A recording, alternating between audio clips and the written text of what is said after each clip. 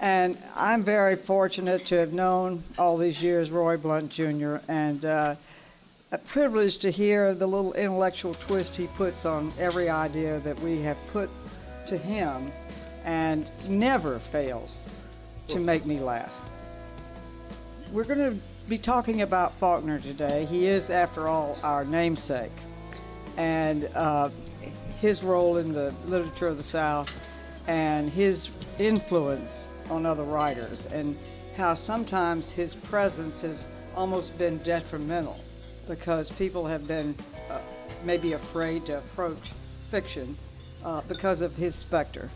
But he's also been a great inspiration to other writers. Roy, would you give us a little taste of Faulkner? Thank you, Rosemary. It's been great. It's great to be here. I've been here a number of times, and I've never been here with, I don't think Kenneth Holditch and I have ever done a panel together. I thought I had done a panel with everybody in America. But at any rate, it's a good thing he is here. We did a panel together. We did a panel. I forgot. Oh, my God. What was it about? I don't remember what Oh, it was at least about. you don't know what it's about. We had a lot to drink that day. Yeah, It was that's at that restaurant that looks out over the river. Oh, yeah.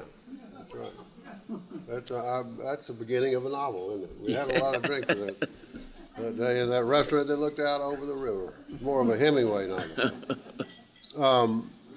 But, you know, Flannery O'Connor, as actually Kenneth fleshed out this quote for me, I was trying to remember, said that about Faulkner that when the Dixie Limited is coming down the track, you want to get your handcar out of the way, which is to say not to be overwhelmed by the Faulkner influence. And, I mean, he was a great writer, as we all know. But I think I at least have a certain instinct to take the Mickey out of him, as they say in England. And this is something I wrote a while back that inspired. One thing, talking about Faulkner and war, I wrote a column for Garden and Gun recently about the sense of smell, which I've been having trouble with my sense of smell. And it's getting better because I had an operation on my sinuses, which is, you don't want to know about that, I know. But I began to worry that my sense of smell was not up to Southern literary standards. For instance, Faulkner wrote that about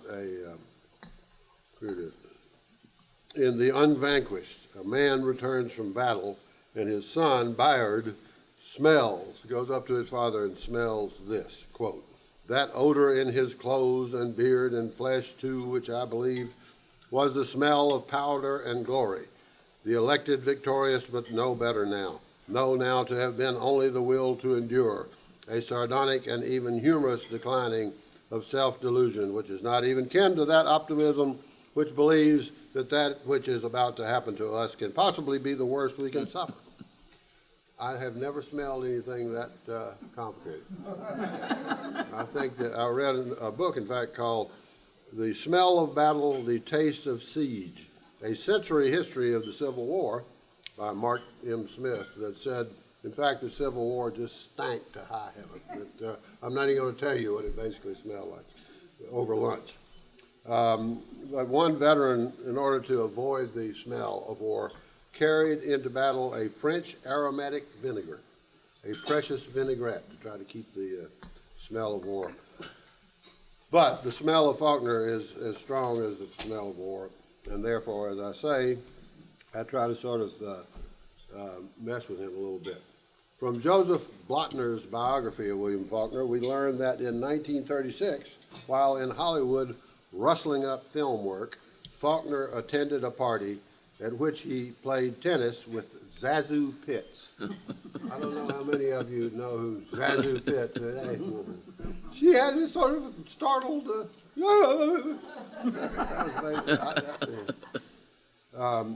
playing tennis with Zazu Pitts. A witness to the game, Blattner tells us, quote, remembered that pairing vividly. Faulkner playing as well as he could after some serious drinking, and his willowy opponent fluttering about, waving her arms and dejectedly murmuring, oh my, whenever she missed a shot. I want to believe that Blattner's witness has this slightly wrong. No one can be fonder than I am of Ms. Pitt's performance as Charles Laughton's love interest in one of my favorite movies, Ruggles of Red Gap, which is wonderful. I recommend you can get it. I'm sure you can rent it somewhere. So it's not that she strikes me as an unworthy opponent for a man who happened to be putting the finishing touches on Absalom at the time. I don't like to think of Faulkner, mean as he could be sometimes, being uncourtly enough, so to speak, as to pit himself one-on-one against such a sweet lady, especially one who is probably taller than he was. Or maybe I just don't like to think of either of them cleaning the other's plow. I like to think that Pitts was Faulkner's mixed doubles partner against Clark Gable and Dorothy Parker. Gable, who once asked Faulkner, "Oh, do you write?" And Dorothy Parker, who according to Blattner found Faulkner vulnerable and took, for all her acerbity, a maternal interest in him. I have a feeling that neither of these reactions to Faulkner set well with Faulkner, especially, as we shall see, here's the war element, because of a certain property known as Gone with the Wind. And this is how the game went. Pitts is wearing something filmy but unrevealing, topped off by a maid's cap. Faulkner is in impeccable gray flannel trousers, a necktie, and a tweed jacket, but no shoes, because he took his highly shined wingtips off to ease his feet during the drinking, and now can't find them. Can't find the shoes. In the feet, he still has some feeling, so he has a pretty good general idea where they are. He also has the certain knowledge that his feet are small. This is a factual note, size 6.5B. Visibly far smaller feet than Gable's. Parker, at a well-worn 43, 4 years older than Faulkner and Pitts, 8 years older than Gable, no longer has anything of the coquette about her, but she is little and quick, and her feeling toward Gable is not maternal. She's kind of peppery in a black tennis skirt with something obscurely magenta worn under. Gable, having come straight from the set of San Francisco, is dressed as a raffish turn-of-the-century saloon keeper. Now, consider the cultural historical context. It is 1936, remember, the year not only of Absalom, which would get mixed to scathing reviews and sell poorly, but also of Gone with the Wind, the novel, already a blockbuster. The movie is a couple of years away. The trades are reporting that Gable is under pressure from the studio to play Rhett Butler, a role he, for some reason, resists. Faulkner, although he would rather die than admit this, has read Gone with the Wind. Twice. Why? Because he would love to be a much better written version of Rhett Butler. And Faulkner is under the impression, there is some resemblance, that Dorothy Parker is Margaret Mitchell. Backhand or forehand, the mannerly Faulkner asks Pitts. "Oh, my word, I hardly have a hand at all," she replies. "If it were up to me to get us back to deuce when it was their ad, why, I don't know. Oh, I just don't know, that's all." Faulkner bows stiffly, in more ways than one, and takes the backhand side. "Up or down?" rasps Gable brusquely, twirling his racket to see who gets first serve. Faulkner watches it twirl, cannot help asking himself whether he wants to serve. You would toss it up, and at the top of its arc, you would reach back into the past with your stringed saber, and you would know, as your father would have known, and your father's father would have known, that you could hit it, Faulkner thinks.